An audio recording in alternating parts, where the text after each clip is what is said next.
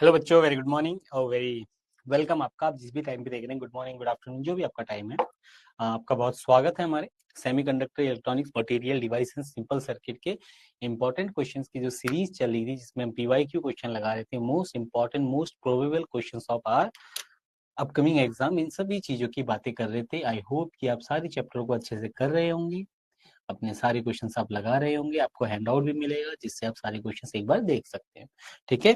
और आपका मन करे तो आप एनसीईआरटी से क्वेश्चन पढ़ सकते हैं, और पीवाईक्यू तो मैं सारे ही दे देता हूँ आपको, ठीक है। उसमें कोई मतलब जितने भी पीवाईक्यू है तो सारे ही मिल जाते हैं आपको, ठीक है। उसके बाद जो बचा एनसीईआरटी, एनसीईआरटी एग्जाम्पलर, ऐसा क्वेश्चन अगर आप चाहें तो और ट्राई भी कर सकते हैं, ठीक है। तो हमारा एमसीक्यू सेशन खत्म हो चुका है। हम आज अपना वेरी शॉर्ट और शॉर्ट क्वेश्चन को स्टार्ट करेंगे क्वेश्चन नंबर 19 से।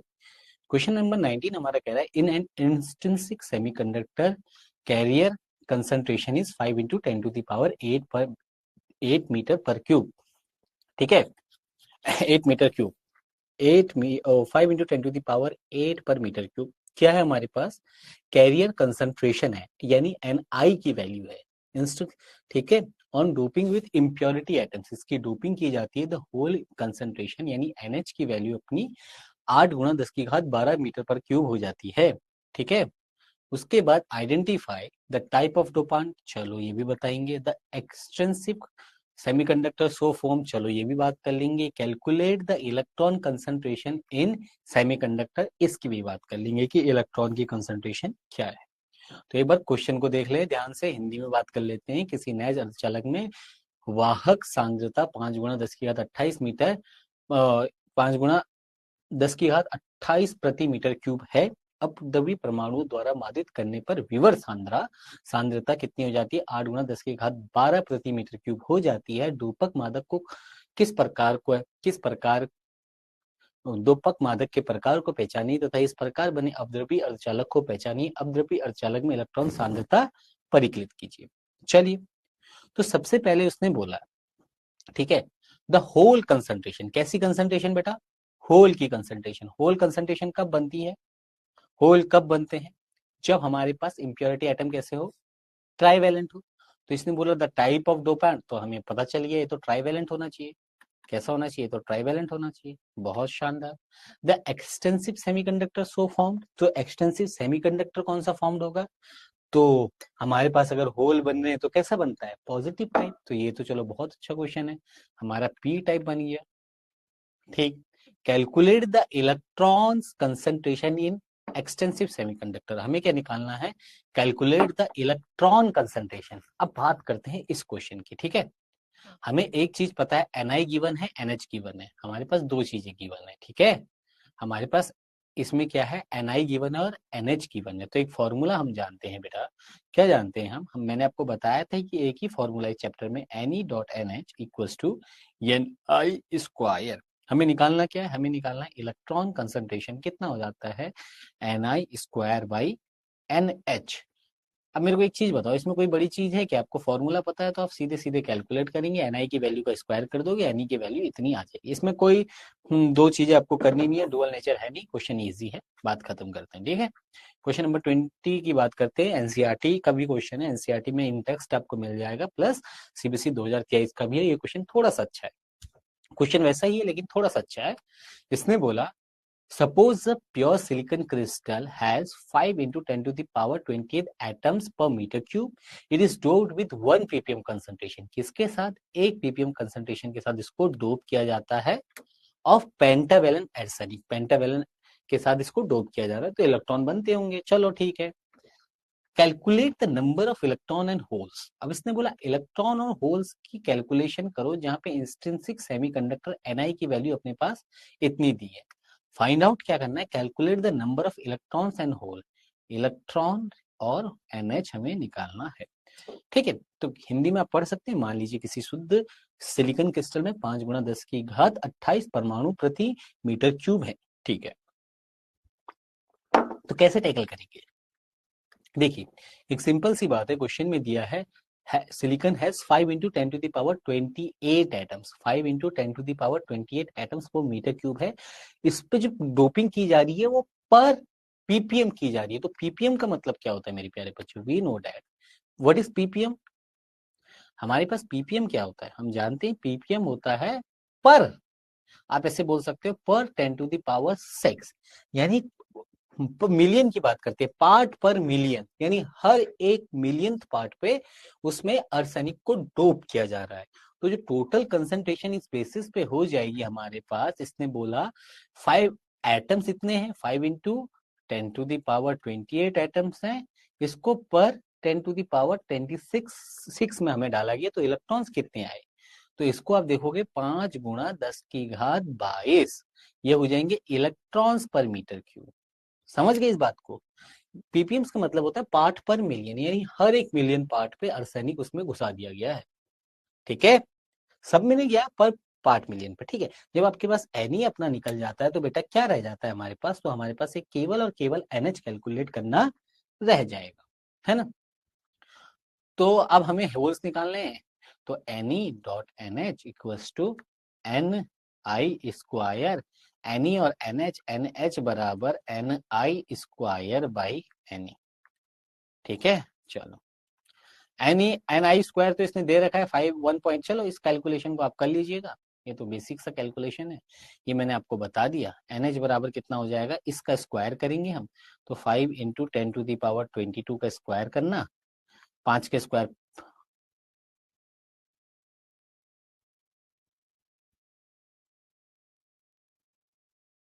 NH equal to Ni², 2.25 into 10⁻20, क्या बोलते हैं उसे, 32 हो जाएगी, इंटू 5 इंटू 10⁻22 इलेक्ट्रॉन से डिवाइड कर देना। ये था, ये वाला था ना, मैं तभी कहूँ यहाँ पे कुछ ना कुछ गड़बड़ हो गया, कुछ नहीं हुआ गड़बड़।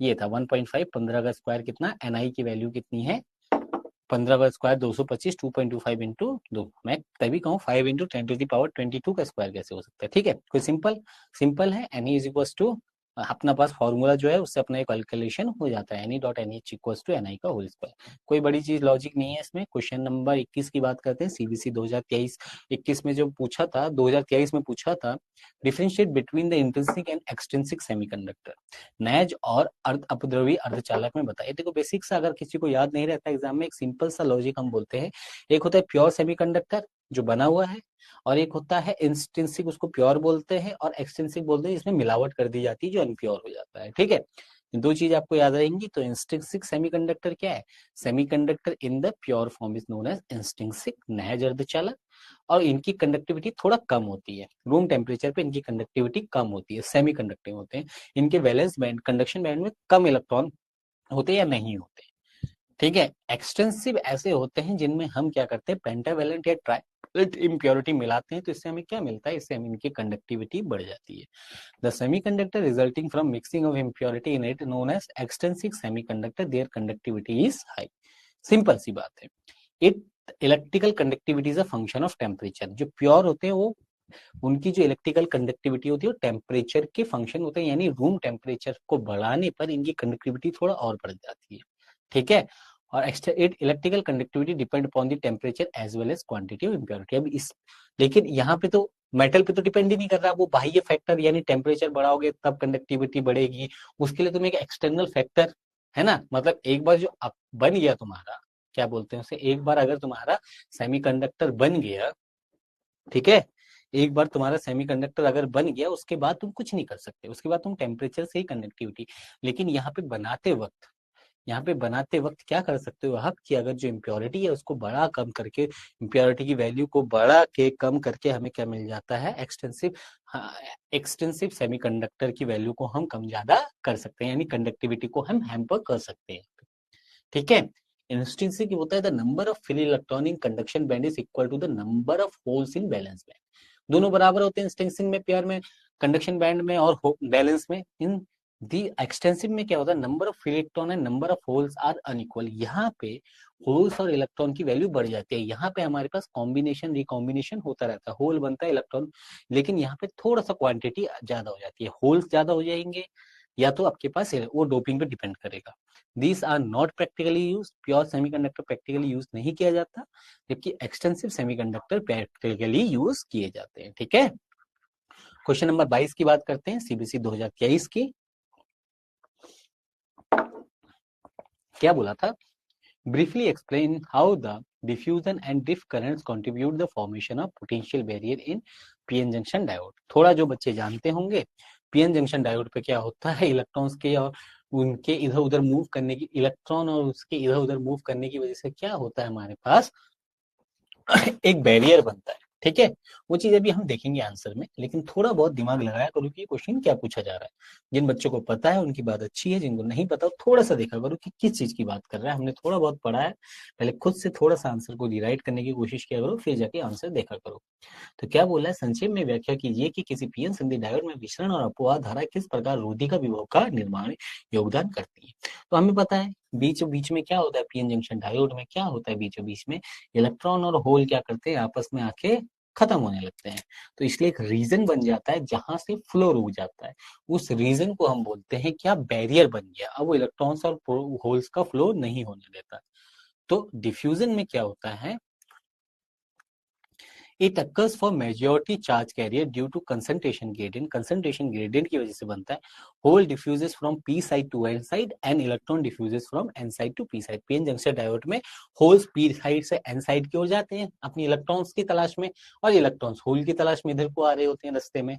ठीक है, the motion of charge carrier give a rise to diffusion carrier. अब ये इलेक्ट्रॉन चलना और होल्स चलना, यानी कि चार्ज पार्टिकल का चलना ही तो करंट है। तो यहाँ से करंट आता है जिसको हम कहते हैं diffusion current. Direction of diffusion current is from P side to N side. और डायरेक्शन क्या होती है, क्वेश्चन पूछ लेता है, इंपॉर्टेंट पार्ट। डायरेक्शन कैसी होती है डिफ्यूजन करंट की, from positive side to negative side. ठीक है, ड्रिफ्ट कब होता है फिर, it occurs for the minority charge carrier. ये किसकी वजह से होता है, माइनॉरिटी चार्ज कैरियर की वजह से होता है, due to electric field in the deflection region. क्या होता है यहाँ पे, इलेक्ट्रिक फील्ड जो बनता है, क्या बनता है, डिफ्यूजन क्या होता है आपका, नॉर्मली जो अपने पास चार्ज कैरियर कंसंट्रेशन डिफरेंस की वजह से फ्लो करते हैं इसलिए होता है। लेकिन ड्रिफ्ट किससे रिलेटेड होता है, इलेक्ट्रिक फील्ड। क्योंकि जब पॉजिटिव चार्ज नेगेटिव चार्ज होगा तो वहां पे चार्जों की वजह से एक इलेक्ट्रिक फील्ड भी जनरेट होता है। Electron drift from P side to N side of the junction, holes drift from the N side to the P side of the junction. और इलेक्ट्रॉन आपका पी से एन में आ रहा है और एन से पी पे आपका क्या हो रहा है, फ्लो है। ठीक है, okay. Electron and holes drift to their respective majority sides. अब इसलिए क्या होता है, अपना इलेक्ट्रॉन और होल्स क्या करते हैं, अपने रिस्पेक्टिव मेजॉरिटी साइड में चलते रहते हैं। ठीक है, अपने रिस्पेक्टिव मेजॉरिटी साइड्स में फ्लो करते रहते हैं। क्यों, पॉजिटिव साइड को आएंगे अपने अपने इलेक्ट्रॉन्स क्या आएंगे, पॉजिटिव आया, चल चल भाई चल, उधर एन जंक्शन है, ये इधर से बोलेंगे, होल्स बोलेंगे नहीं नहीं नहीं मेरे को उधर जाना है। ठीक है, the direction of drift current is from N to P. लेकिन यहाँ पे दो चीजें हमने देखने को मिली, ऐसा तो है नहीं कि इलेक्ट्रॉन इलेक्ट्रॉन फ्लो कर रहे हैं, होल्स भी तो फ्लो कर रहे हैं। तो एक एक करंट इसकी वजह से बनेगा, दूसरा उसकी वजह से बनेगा। तो ड्रिफ्ट की जो डायरेक्शन होती है from N to P, opposite to the diffusion current. ठीक, सिंपल चीज है, बहुत थियोटिकल है। Initially diffusion current is large and drift current is small. Initially क्या होता है, डिफ्यूजन करंट कम होता है और ड्रिफ्ट करंट बहुत बड़ा होता है, और ड्रिफ्ट करंट स्मॉल होता है। ठीक है, as the diffusion process continue, diffusion चलता रहता है, the electric field strength increases. जिससे क्या होता है, एक साइड पे पॉजिटिव इकट्ठा होने लगता है, एक साइड पे नेगेटिव इकट्ठा होने लगता है। ठीक है, और बैरियर बनने लगता है। ठीक है, आया होल रिकॉम्बिनेशन हुआ, खत्म हुआ, आया, तो एक साइड से इनका सेपरेशन स्टार्ट होते रहता है, तो इलेक्ट्रिक फील्ड मजबूत होते जाता है। ठीक है, तो the electric field hence the drift, और इस वजह से ड्रिफ्ट करंट भी क्या होता है, स्ट्रॉन्ग होते जाता है। The process continue until the diffusion current equal to drift current. ये तब तक प्रोसेस चलती रहती है जब तक डिफ्यूजन करंट ड्रिफ्ट करंट के बराबर ना हो जाए। दस the PN junction diode form, और इस वजह से हमें एक पीएन जंक्शन डायोड बनता है। और PN junction under equilibrium there is no net current. और इक्विलिब्रियम केस में जब कंडक्शन जब हमारे पास डिफ्यूजन करंट ड्रिफ्ट के बराबर हो जाती है तो कोई करंट फ्लो नहीं करता, और क्या होता है हमारे पास, इसको कहते हैं इक्विलिब्रियम की अवस्था कहते हैं। ठीक है, okay, the combination of these diffusion and drift current lead to the establishment of a potential barrier, जिस वजह से एक potential barrier बनता है and the junction of p-n diode, और एक p-n diode का junction बनता है। ठीक है, this barrier prevent further flow of majority charge carrier, जो क्या करता है, further flow नहीं होने देता है किस चीज का, further flow of majority charge carrier the junction unless the external voltage is applied। अब क्या होता है, एक पोटेंशियल बैरियर बन जाता है जिसके लिए हमें एक वो अपना एक क्या कर देता है, थ्रेशोल्ड वोल्टेज की कहानी को जनरेट कर देता है। यानी अब उसमें क्या हो गया, एक हमें एक लिमिटेड एक लिमिट में एक क्वांटिटी में क्या चाहिए, अपने को वोल्टेज चाहिए।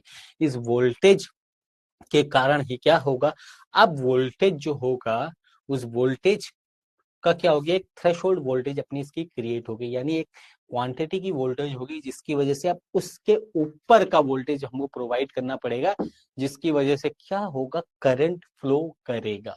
यानी लेट अस से थ्रेशोल्ड वोल्टेज अपने पास किसी पीएन जंक्शन डायोड के लिए है, लेट अस से 10 वोल्ट। अब आप जब तक एक्सटर्नल 11 वोल्ट अप्लाई नहीं करोगे, यानी 6 7 8 कुछ भी कर दो, करंट फ्लो नहीं करेगा। ठीक, ओके, ठीक है। तो इसका यूज क्या किया जाता है, डायोड को अच्छे से रेगुलेट करने के लिए। ठीक है, अब क्या होता है कि एक्सट्रीम वोल्टेज या एकदम से करंट हमें नहीं मिलता। चलो क्वेश्चन नंबर 23 की बात करो। ठीक है, क्वेश्चन नंबर 23 एक बार खुद से पढ़िए, पढ़िए कुछ समझ में आ रहा है, पढ़ लिया, ठीक है। चलिए क्वेश्चन नंबर 23 की बात करते हैं हम। क्वेश्चन नंबर 23 में क्या है, define the following terms in the relation to the working of a PN junction. PN junction के टाइप ओ, अब इनको बताओ आप। ठीक है, नी वोल्टेज क्या होता है, रिवर्स सैचुरेशन करंट क्या होता है, मोस्ट इंपॉर्टेंट। मैं ऐसा क्यों बोल रहा हूँ, डायरेक्ट ये नहीं पूछता, पूछ भी लेता और नहीं भी पूछता, लेकिन इसका चार्ट ग्राफ जो है most important in this chapter. ठीक है, नी वोल्टेज, ठीक है, हिंदी में क्या बोलते हैं, जानू वोल्टता, उत्क्रमित संतृप्त धारा को वो कीजिए। जैसे हमने प्रीवियसली अभी पढ़ा था, पीएन जंक्शन डायोड में क्या होता है, एक फॉर्मेशन होता है। किस चीज का फॉर्मेशन होता है बेटा, हमारे पास एक फॉर्मेशन होता है डिप्लेशन रीजन का। अब डिप्लेशन रीजन को तोड़ने के लिए कुछ ना कुछ रिक्वायरमेंट होती है, तो वहीं पे एक रिवर्स सैचुरेशन करंट और नी वोल्टेज का कंसेप्ट आता है। ठीक है, कैसे, अब आपको दिखाते हैं। पहले हम बात करेंगे नी इन फॉरवर्ड बायस मोड। जब फॉरवर्ड बायस होता है, ठीक है, मैं ये नहीं कह रहा हूँ कि वहां पे बनता है, देखिए मेरी बात समझिए कि वहां पे आपको एक सेंस समझ में आना चाहिए था कि वहां पे वोल्टेज फ्लो नहीं कर रहा। अब हमें एक वोल्टेज लाना पड़ेगा, लेकिन वो जब वोल्टेज बैरियर को पार करेगा, यानी अब जब पोटेंशियल बैरियर टूटेगा, तो एकदम से जो इकट्ठा थे इलेक्ट्रॉन होल्स और इलेक्ट्रॉन, वो एकदम से फ्लो करेंगे, तो एकदम से करंट स्पाइक मारता है, समझे।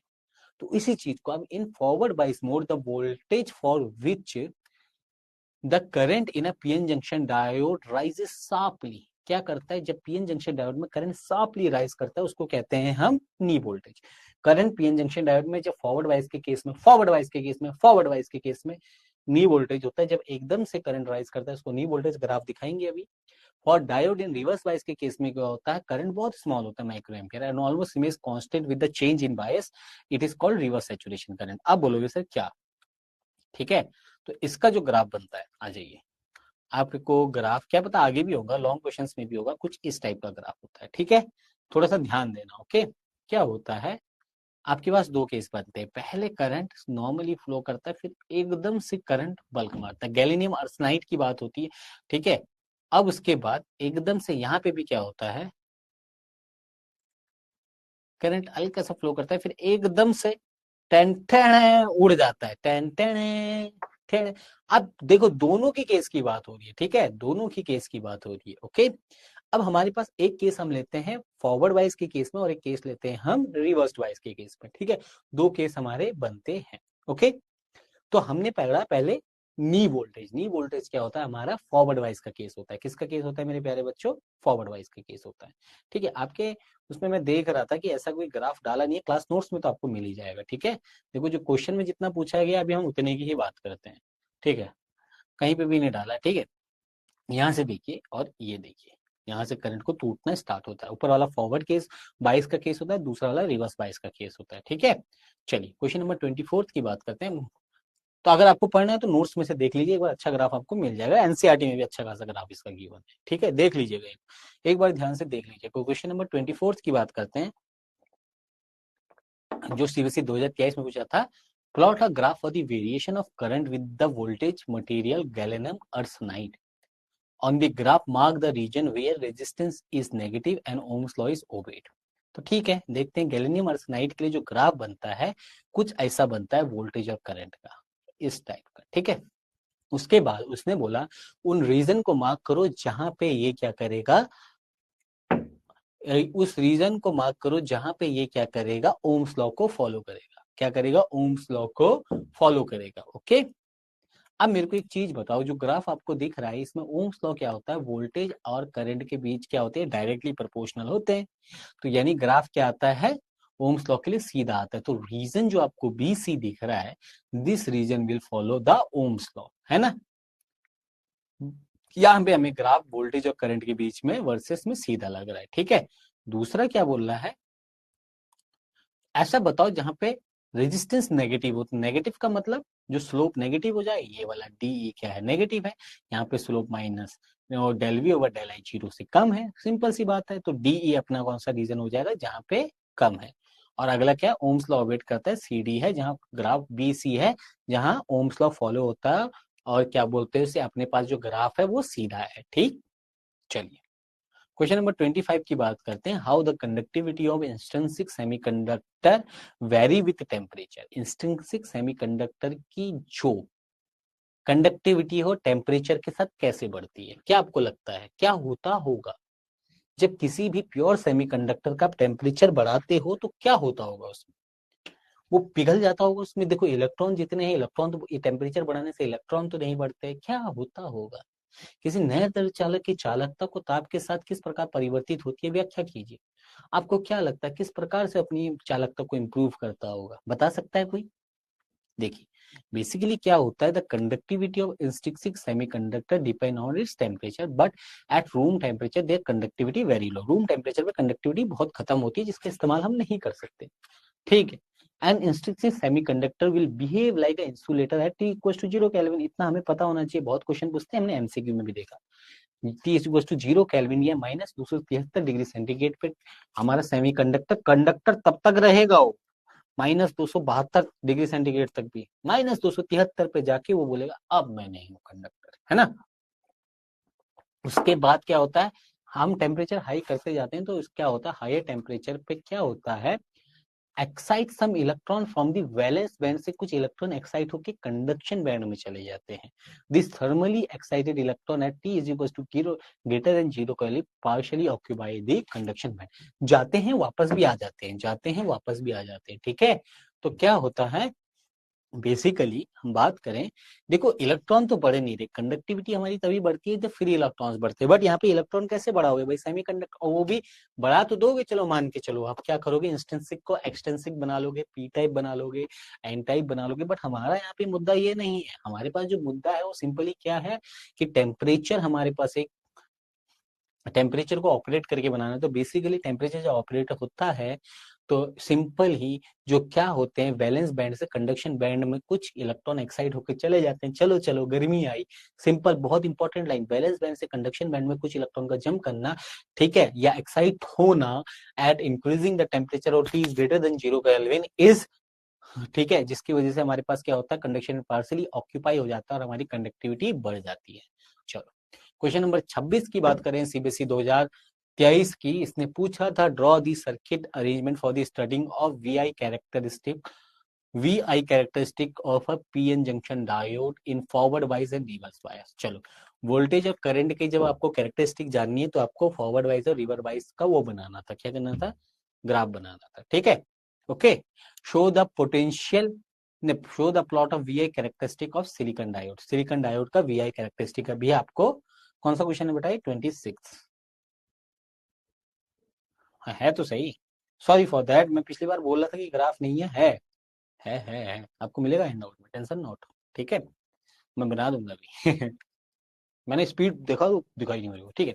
तो अगली तीसरी बायस में अग्र अभिनत और पश्च अभिनत बायस में किसी पीएन संधि डायोड के बीआई अभिलक्षण का अध्ययन करने हेतु परिपथ आरेख की व्यवस्था कीजिए। पीएन फॉरवर्ड वाइज यानी पॉजिटिव पॉजिटिव से जुड़ता है तो यह ताकत बनती है, लेकिन पॉजिटिव नेगेटिव से जब होता है तो उन दोनों के बीच में आपस में संबंध बढ़ जाता है। बोलते हैं छोड़ सर्किट को, हम दोनों आपस में ही लगे रहते हैं, है ना, बातचीत करेंगे, घूमने चलेंगे, ठीक है। तो फॉरवर्ड वाइज के केस में अपने पास ऐसा बनाना है एनसीईआरटी में, पीएन डायोड, उसका पॉजिटिव का पॉजिटिव से जोड़ोगे, नेगेटिव का नेगेटिव से जोड़ोगे, चाहो तो वोल्ट मीटर ऐड कर दो, ठीक है। ओके, और यहाँ पे स्विच लगा दो, मिली एमीटर भी आपने लगा दिया जिससे करंट मेजर हो, तो अच्छा लगता है डायग्राम देखने में। अगर ठीक है, ओके, ठीक है, एक सेकेंड बेटा। हाँ, ऐसे ही बस तुम्हारे लिए ही बना रहा हूँ, देख लेता हूँ। रिवर्स वाइस में भी बनाना था ना, तो यहाँ पे हम रिवर्स वाइस में भी बना देते हैं। रिवर्स वाइस में क्या होगा बेटा, सिंपली आप उल्टा कर दो, सिंपल इसी को कट कॉपी पेस्ट मारो। इसी को देखो, ज्यादा दिमाग नहीं लगाना है। यहाँ पे आपका वोल्ट मीटर लग गया, और यहाँ पे आपने क्या किया, पीएन को सिंपल, ना हिलाओ ना डुलाओ, ठीक है। यहाँ पे अपने वही मिलीमीटर लगा दिया आपने, लगाओ ना लगाओ कोई दिक्कत नहीं है, लगा देना, अच्छा लगता है। अच्छा लगता है, टीचर को लगेगा यार एग्जाम में बच्चे को सर्किट की बड़ी नॉलेज है रे। ये यहाँ पे आपका स्विच लग गया, बस इसको क्या कर दो, अब उल्टा कर दो। ठीक है, ये आपका नेगेटिव, ये आपका पॉजिटिव। अब आपका ये रिवर्स बायस का केस भी बन गया। कौन सा बन गया, फॉर रिवर्स बायस। ठीक है, आप अब स्टडी करो, कोई दिक्कत परेशानी यहाँ तक नहीं होनी चाहिए। ओके, चलिए।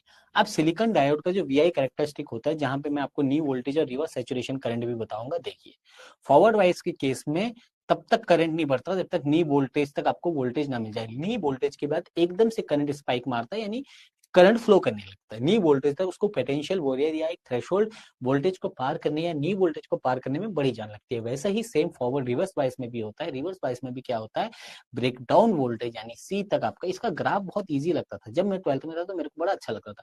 ये बना दिया और ये बना दिया, ठीक है। फॉरवर्ड वाइज के केस में यहाँ पे नी वोल्टेज हो जाएगा, और यहाँ पे क्या हो जाएगा, रिवर्स सेचुरेशन करंट। ओके, ठीक है। रिवर्स सेचुरेशन करंट हो जाए, रिवर्स सेचुरेशन करंट हम किसको कहते हैं, इसको जो करंट मिलता है इसको बोलते हैं ब्रेक डाउन वोल्टेज या भंजक वोल्टता, इसको बोलते हैं नी वोल्टेज या जानू वोल्टता। ठीक, कोई सिंपल आई बीच का जो होगा आपका आई करंट को रिप्रेजेंट करेगा, ठीक है। चलिए आगे चलते हैं। उसके बाद ये क्वेश्चन बहुत इंपॉर्टेंट है। क्या बोल रहा है, सीबीएसई 2023 का क्वेश्चन है। क्या बोल रहा है, draw the energy band diagram for N type and P type semiconductor at T is greater than 0 kelvin. T is greater than 0 kelvin यानी कंडक्शन बैंड में कुछ इलेक्ट्रॉन होंगे। T is equal to 0 kelvin में conduction band empty, pure insulator. बस इस चीज को दिमाग में बिठा लो। अभी मैंने बात की थी, T is equal to 0 degree kelvin से, 0 केल्विन से जैसे ही ऊपर जाता है सेमीकंडक्टर में कुछ जान आ जाती है, ठीक है। वहां तक वो इंसुलेटर रहता है। अगर 0 केल्विन बोल दिया तो खत्म कर देना, ठीक है, मतलब कंडक्शन बैंड एम्प्टी कर देना, ठीक है। तो कैसे बनाओगे, देखो यहाँ हमारे पास बैंड है, ठीक है। Energy band diagram for N type and P type semiconductor at T is equal to, for N type semiconductor में क्या है आपके पास, एन टाइप सेमीकंडक्टर में ये है बैंड गैप एनर्जी, यहाँ पे इलेक्ट्रॉन एनर्जी, यहाँ पे ये क्या है आपके पास, ई डी, ठीक है, ई डी। और ये क्या है आपके पास, कंडक्शन बैंड, और एक यहाँ पे डोनर लेवल, एक डोनिंग लेवल क्रिएट हो जाता है एन टाइप सेमीकंडक्टर जब नेगेटिव टाइप बनाते हो इसमें, ठीक है। एक और डोनर लेवल बन जाता है। वहीं पे हम बात करें, देखो एनर्जी गैप की वैल्यूज, हाँ 0.01 इलेक्ट्रॉन वोल्ट का जो एनर्जी गैप, जो हमारे पास एडी होता है उसके बीच का गैप होता है कंडक्शन बैंड के साथ, ओ हाँ, कंडक्शन बैंड और डोनर लेवल के बीच का जो गैप होता है वो कितना हो जाता है, 0.01 इलेक्ट्रॉन वोल्ट। जो हमने एमसीक्यू में बात की थी मैंने आपसे कि मैं आपको बताऊंगा। वहीं पे अगर मैं पी टाइप सेमीकंडक्टर की बात करूं, तो पॉजिटिव टाइप सेमीकंडक्टर में कंडक्शन बैंड में कम इलेक्ट्रॉन है, लेकिन यहाँ पे जो एक्सेप्टर लेवल क्रिएट हो जाता है एक डोपिंग से, वो जस्ट वैलेंस बैंड के ऊपर क्रिएट हो जाता है, ठीक है। और ये क्या है, हमारे पास ये होल्स बन जाते हैं। चलो भैया, छेद बन गया, यहाँ हमको चाहिए। और कुछ ऊपर जाते हैं, कुछ रूम टेम्परेचर से ऊपर ऊपर जाते हैं, नीचे आते रहते हैं, ऊपर जाते हैं। और यहाँ पे एक्सेप्टर लेवल और ये जो एनर्जी लेवल है आपके पास 0.01 से 0.05 इलेक्ट्रॉन वोल्ट रहता है, ठीक। और एक कंडक्शन बैंड के जो वैलेंस बैंड के थोड़ा सा ऊपर बनता है, और एन टाइप में वो क्या बोलते हैं उससे, कंडक्शन बैंड के थोड़ा सा नीचे बनता है, और इसमें वैलेंस बैंड के थोड़ा सा ऊपर बनता है, एक्सेप्टर लेवल, ठीक है। चलिए आगे बात करते हैं क्वेश्चन नंबर 28 की। सीबीएसई 2023 का इसने क्या कहा, answer the following reason, answer the following giving the reason. चलो कारण बताओ अब। PN junction diode is damaged by strong current, क्यों होता होगा ऐसा, खत्म क्यों हो जाती है उसकी कहानी।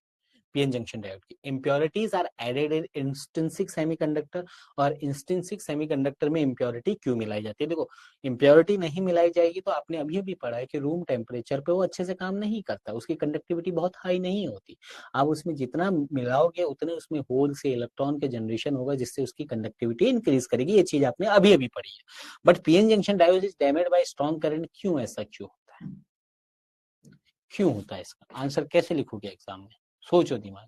A strong current can damage PN junction diode due to overheating cause and excessive power dissipation, क्योंकि उसमें एक ओवरहीटिंग होती है जिससे पावर का बहुत लॉस होता है. This lead to diode breakdown, जिससे डायोड खत्म हो जाता है और परमानेंट डैमेज मिल सकता है, rendering it ineffective and regulating current flow, जिससे क्या होता है करंट फ्लो और रेगुलेशन हो जाता है. बेसिकली जो सेमीकंडक्टर डिवाइस होता है उनका तो इस्तेमाल ही इसलिए किया जा रहा है नहीं कि करंट को कंट्रोल कर लिया जाए, नहीं तो हम कंडक्टर तो है अपने पास, क्यों हम सेमीकंडक्टर के पीछे पड़े हैं, है ना.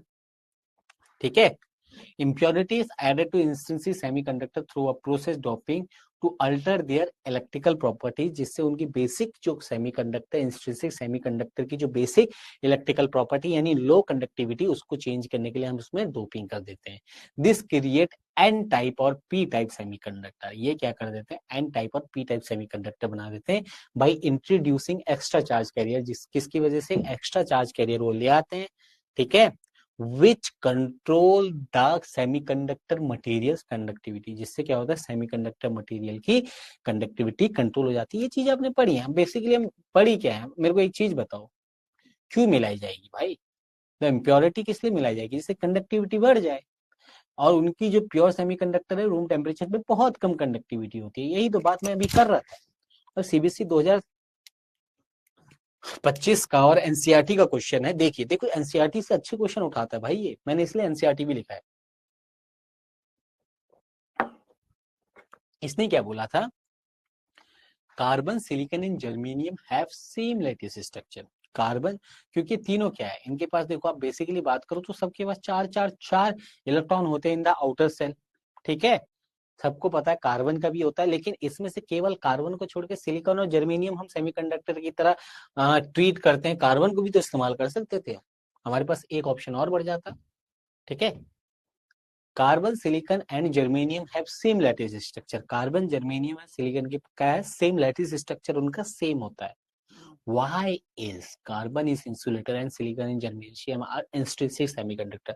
कार्बन तो बोलता है भैया हाथ खड़े हैं, मैं तो इंसुलेटर हूं, मैं करंट फ्लो नहीं करूंगा. तो एनसीईआरटी में भी आपका आंसर दिया है और यहाँ पे भी हम समझने की करेंगे.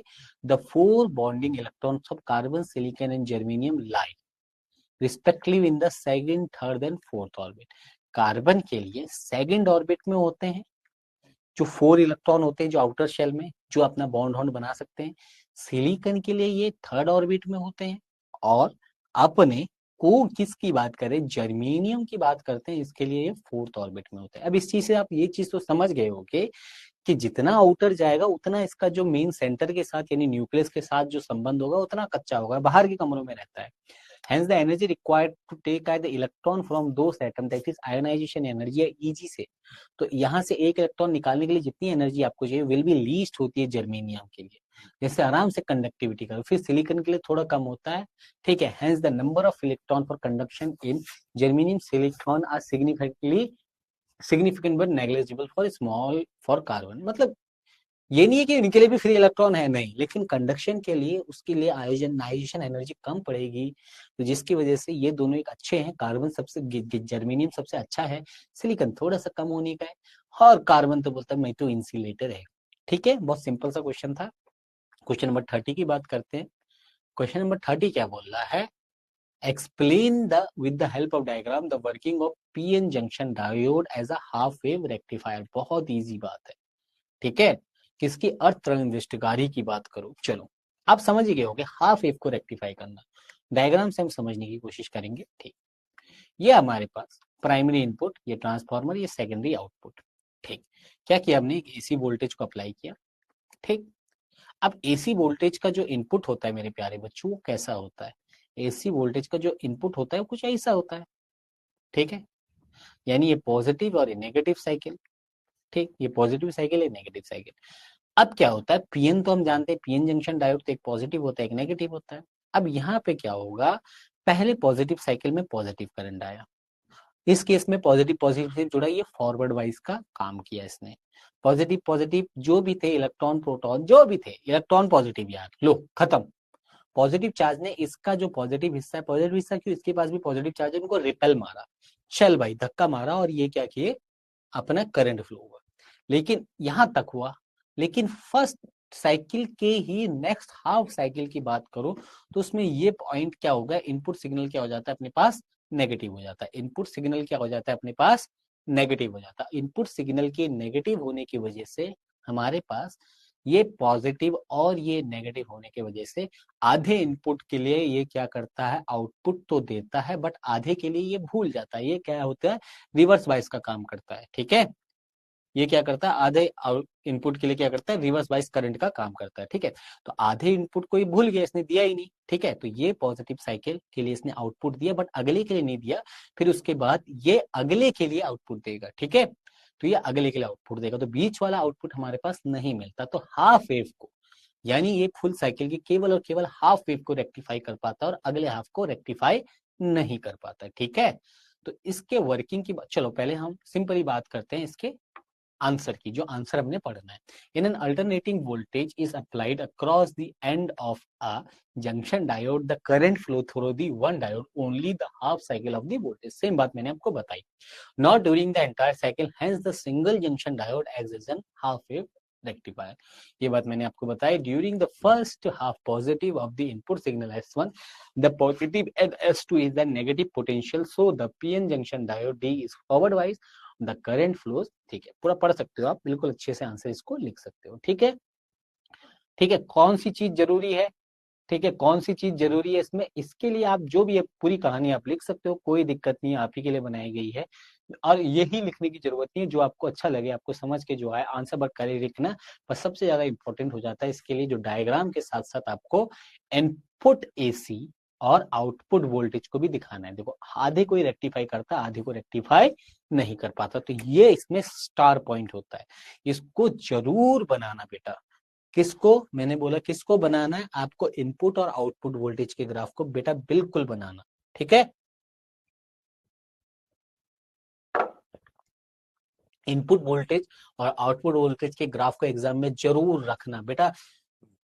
90% इस क्वेश्चन के लिए ये इंपॉर्टेंट है। वर्किंग ठीक है, थोड़ा आप लिखोगे, a diode is connected with input voltage cells, ठीक है, ट्रांसफॉर्मर, जो भी आपने बनाया ये पूरा का पूरा आंसर जैसे आपको थ्योरी आपको समझ में आई आपने बनाई।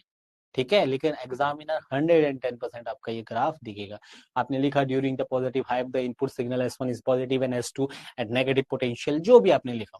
ठीक, ओके, चलिए अब हम बात करते हैं किसकी, क्वेश्चन नंबर 31 की।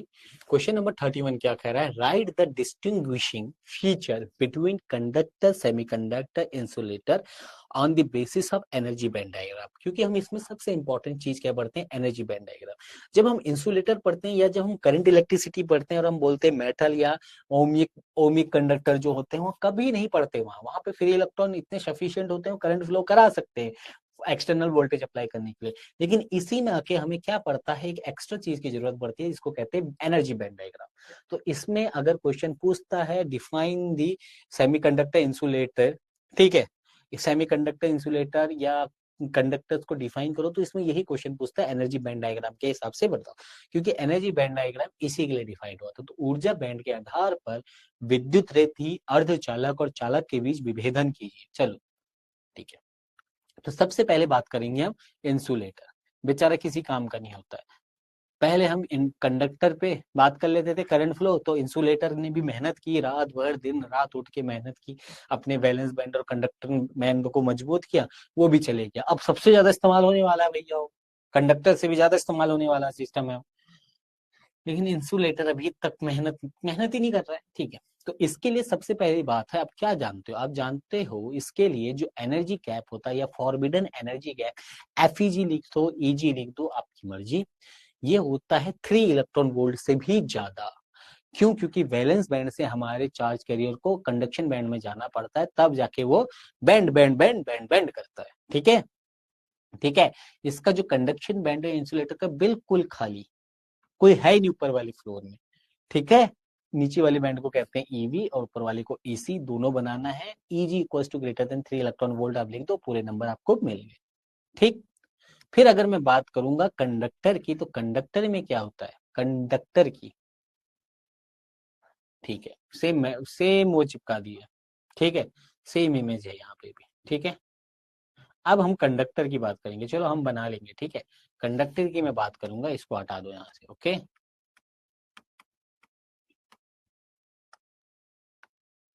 कंडक्टर की हम बात कर लेते हैं। ये लो, ये थोड़ा सा, हे, कंडक्टर में क्या होगा बेटा, समझ तो रहे हो तुम।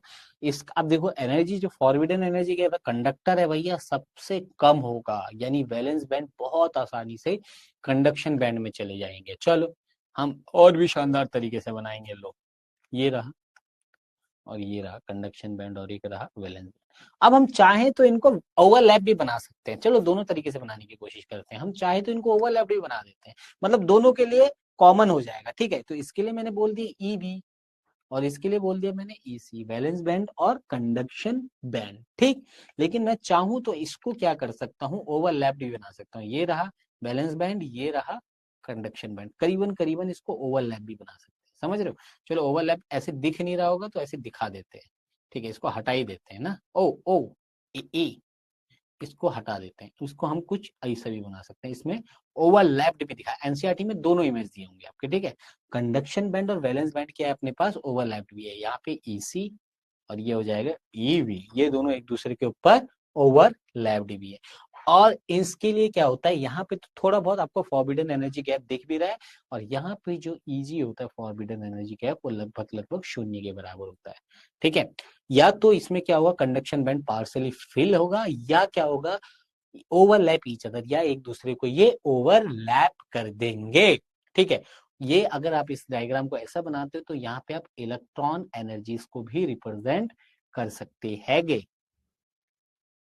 ठीक है, ओके।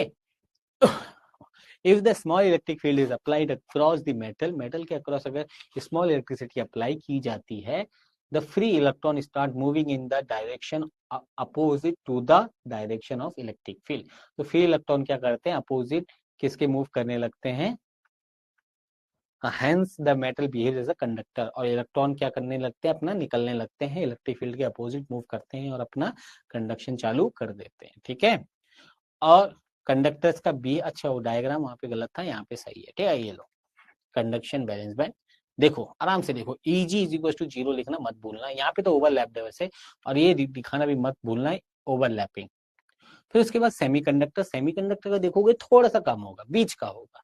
इसका जो Eg है ये कम होगा किससे, 3 इलेक्ट्रॉन वोल्ट से। क्या एनर्जी, बैंड एनर्जी गैप, उसके लिए क्या था, इंसुलेटर के लिए क्या था, band energy gap 3 electron volt से ज्यादा था। ठीक है, ठीक है, ओके। चलिए, अब क्वेश्चन नंबर 32 की बात करते हैं, सीबीएसई सैंपल क्वेश्चन पेपर 2022-23 का क्वेश्चन है। अब हम बात करते हैं किसकी, इसकी। देखो क्वेश्चन में ग्राफ दिख रहा है, क्या पूछ रहा है, the figure shows the piece of pure semiconductor S, एक प्योर सेमीकंडक्टर एस है जो आपको दिख रहा है ऊपर शानदार तरीके से खड़ा है।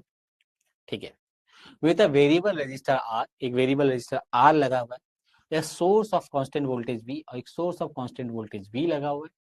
Should the value of R be increased or decreased to keep the reading of the ammeter constant when semiconductor heated. अब सेमीकंडक्टर को जब हीट किया जाता है तो जो अपने पास ये है, अपने पास इस रेजिस्टेंस की वैल्यू को इंक्रीज किया जाए या डिक्रीज किया जाए जिससे हमारे करंट में कोई फर्क ना पड़े।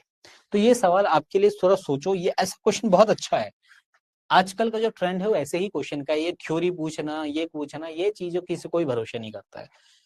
देखो मैंने एक चीज आपको बोली थी कि जब भी कंडक्टर, सेमीकंडक्टर किससे ऊपर आ जाता है, सेमीकंडक्टर हमारा ऊपर आ जाता है किससे, temperature is greater then the 0 kelvin, UK English. ठीक है, तो वहां पे क्या होता है, कंडक्टर में क्या होता है, कंडक्टिविटी स्टार्ट हो जाती है। अब जैसे जैसे टेम्परेचर बढ़ता जाएगा कंडक्टिविटी और बढ़ते जाती है, जिसको थर्मली हीटेड इलेक्ट्रॉन कहते हैं। तो इलेक्ट्रॉन बढ़ते जाएंगे तो हमारे पास इलेक्ट्रॉन या चार्ज कैरियर जैसे ही बढ़ते गए तो इससे क्या होगा, हमारे पास करंट फ्लो तो डायरेक्टली प्रोपोर्शनल है इस चीज के, वो तो कहता है तुम ऐसा करो जिससे करंट बढ़ेगा। तो करंट को अगर कांस्टेंट रखना है तो करंट का जो विरोधी है उसको रोकने का काम कौन करता है, रेजिस्टेंस करता है। तो इसका मतलब हमें रेजिस्टेंस बढ़ाना पड़ेगा, सिंपल सी बात यही तो हुई। ठीक है, ओके। तो R should be increased as with increase in temperature of a semiconductor, resistance decreases and current tends to increases। और करंट क्या होता है, इस वजह से इंक्रीज करना है, स्टार्ट करता है। समझ गए मेरी बात? To keep the reading of ammeter constant, ammeter को चुपचाप बैठाने का, तूने कुछ नहीं देखा, इसके लिए आप रेजिस्टेंस को बढ़ा दो, एमीटर, हाँ रेजिस्टेंस को मारो बढ़ाना है, एमीटर कुछ नहीं हुआ, कुछ नहीं हुआ, मैं किसी को नहीं बताऊंगा, मुझे जाने दो। चलो क्वेश्चन नंबर 33 पढ़ो एक बार, सैंपल क्वेश्चन पेपर 2023 की बात कर रहा है, यानी 23-24 की बात कर रहा है, ठीक है। The graph of a potential barrier versus width of depletion region and unbiased diode is shown in graph. यहाँ पे क्या दिखा है, एक अनबायस्ड डायोड दिखा है, ठीक है, ओके, अनबायस्ड, ना फॉरवर्ड बायस्ड है ना रिवर्स बायस्ड, ठीक, पहले था, okay. In comparison to A B C are obtained after biasing, और फिर बाइस करने के बाद उसको आई मिला, बी मिला, सी मिला, ठीक, जो भी है। ये एक्स क्या है, लंबाई चौड़ाई के साथ वोल्टेज में जो भी है, अभी बात करेंगे उसकी, ठीक है, okay. Identify the type of biasing in B C and justify your answer. अब बी और सी में आपको बाइसिंग का प्रकार बताना और अपने आंसर को जस्टिफाई करना है। तो हमें ये वी बेसिकली किसकी बात कर रहा है, पोटेंशियल बैरियर की बात कर रहा है, ठीक है, ओके। अरे छोड़ो, यहाँ है। अब सबसे पहले बात करो, सबसे ऊंचा किस में दिख रहा है भैया, बी में दिख रहा है, दिख रहा है, दिख रहा है, दिख रहा है, मैं अपनी आंखों से नहीं दिख रहा है। अब बी क्या है, in the case of reverse bias the potential barrier becomes higher. आपको पता है रिवर्स बायस में क्या होता है, पोटेंशियल बैरियर बड़ा हो जाता है, ठीक है, as the battery further raises the potential of the N side, और क्या करती है बैटरी, क्या करती है एनसाइड की पोटेंशियल को बढ़ा देता है। फॉरवर्ड वाइज जिसमें सबसे कम पोटेंशियल बैरियर होगा कौन सा, सी वाला, देखो सबसे कम ऊंचा है, तो सी क्या है हमारे पास, क्या है हमारे पास सी, forward wise, due to the forward wise connection the potential of p side is raised and hence the height of potential barrier decrease, और इस वजह से पोटेंशियल बैरियर की हाइट डिक्रीज हो जाती है, ठीक है। और जो बचा ना, तो बेचारा इसके बारे में खाली डायग्राम ए के बारे में बात ही नहीं हुई। बताओ, सैंपल क्वेश्चन पेपर में आया, ऑल इंडिया ने देखा, और एक वाले डायग्राम की बात ही नहीं हुई। कितना मतलब तड़प रहा होगा बेचारा, है ना, हमारी बात ही नहीं की किसी ने। बताओ, जब पूछा ही बी और सी के बारे में, तो तेरी बात क्यों करें भाई। चलिए क्वेश्चन देखते हैं, क्वेश्चन नंबर 34, ठीक, अच्छा क्वेश्चन था, सीबीएसई 2024 का। दो बड़े बड़े खंबे दे रखे, identify the circuit element x और वाई को आपको पहचानना है, जो दोनों खड़े हैं कौन से हैं, शक्तिमान है, जूनियर जी है, आपको बताना है। Block diagram and draw the output wave forms of X and Y, X और वाई का आउटपुट वेव फॉर्म बताना है आपको, ठीक है, ओके। अब कैसे पहचानोगे, कैसे पहचानोगे, ठीक है, कैसे एक्स और वाई को कैसे पहचानोगे, कैसे लगता है आपको। एसी आपको दिख रही है, इसमें इसमें आपको एसी दिख रहा है, और एक्स से एक एरो दिख रहा है बाहर जाते हुए है, और वाई से वापस आते हुए आपको कुछ दिख रहा है, ठीक, वाई से आपको वापस आते हुए कुछ दिख रहा है, दिख रहा है। तो आपको क्या लगता है, एक्स क्या होगा, वाई क्या होगा। बेसिकली हमारे पास पीएन जंक्शन डायोड ही होंगे वैसे, है ना। तो एक्स क्या है, एक्स क्या है इसमें, फुल वेव रेक्टिफायर। क्यों सर, ऐसा क्यों बोल रहे हो आप कैसे बोल सकते हो कि एक्स क्या है आपके पास, फुल वेव रेक्टिफायर। इसको पहचानने का तरीका क्या है, इसको पहचानने का आपके पास तरीका क्या है। तो फुल वेव रेक्टिफायर में क्या होता है, देखो एसी के क्या करता है, एसी के दोनों दोनों दोनों इनपुट वोल्टेज के लिए करंट का आउटपुट देता है, करंट का आउटपुट आपको देता है, ठीक है, यही तो हमारे पास उसमें होता है, ठीक है। उसके बाद ये क्या हो गया भाई, ठीक है, बी की बात करें, ये क्या हो गया भाई, एक सेकंड बेटा, हाँ। अब बी की बात करें, बेसिकली मैं बी की बात करता हूँ, तो वाई क्या है हमारे पास, वाई क्या होता है, फिल्टर होता है। आपके सिलेबस में अब तो नहीं आता ये फिल्टर वगैरह, एनसीईआरटी में गिवन है, इसको पढ़ाया भी नहीं जाता, लेकिन इसको कहते हैं फिल्टर, ठीक है। तो फिल्टर क्या करता है, करंट को जो आउटपुट वेव फॉर्म है ना, उसको कैसा बना देता है, पहले मैं बनाऊंगा। पहले तो फुल वेव रेक्टिफायर का वेव फॉर्म बना दिया, और बी क्या है हमारे पास, फिल्टर है, और फिल्टर का जो आउटपुट वेव फॉर्म आता है ना, वो कैसा आता है, देखिए, फिल्टर करंट को क्या करता है, छेद देता है बीच में से, पूरा यही रहेगा, यही रहेगा, लेकिन जो आउटपुट वेव फॉर्म होगा कुछ ऐसा मिलेगा, देखो, ठीक, ऐसा करंट मिल तो रहा है, लेकिन कुछ इस टाइप से आपको आउटपुट वेव फॉर्म मिलता है, ठीक। चलिए क्वेश्चन आगे की बात करते हैं। बी क्या है, बी में हमसे, बी में ही इसके क्वेश्चन पूछा था, ठीक है, बी में ही हमसे क्वेश्चन पूछा था। If the centre tapping is shifted toward D1, centre tapping is shifted toward D1, centre tapping को हम D1 की तरफ, अब सेंटर टैपिंग कहाँ यूज करते हैं, आपने पढ़ा होगा, ठीक है।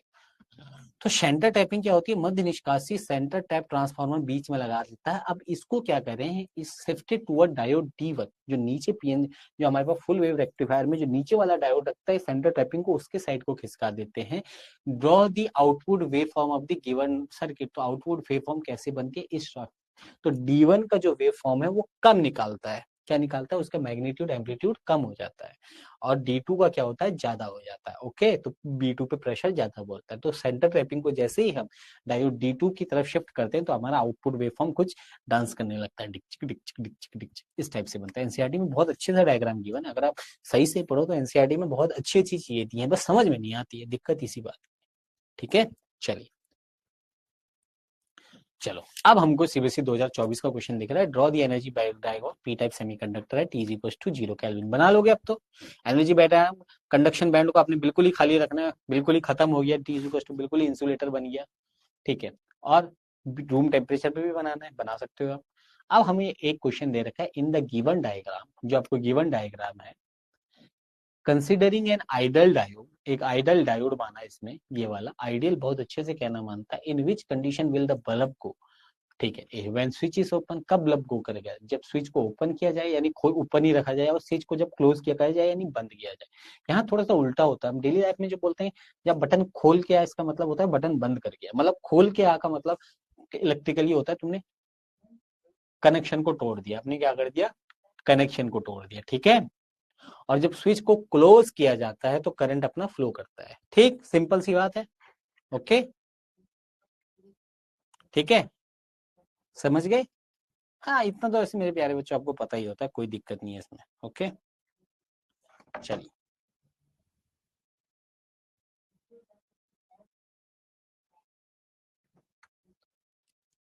चलिए अब हमारे पास T इक्वल टू 0 में पीएन जंक्शन डायोड, पूरा कंडक्शन बैंड खाली रखना है, एम्प्टी। मैंने बोला था आपको, याद रखना। और वैलेंस बैंड में इलेक्ट्रॉन रह जाते हैं, वो जाएंगे तो कहीं नहीं, कंडक्टर के इलेक्ट्रॉन तो कहीं नहीं जाएंगे। रूम टेम्परेचर पे कुछ हमें कंडक्शन बैंड में पार्शियली फील्ड बोलते हैं इसको, क्या बोलते हैं इसको, पार्शियली फील्ड रहता है। ठीक है, ये रहेगा हमारे पास पार्शियली फील्ड।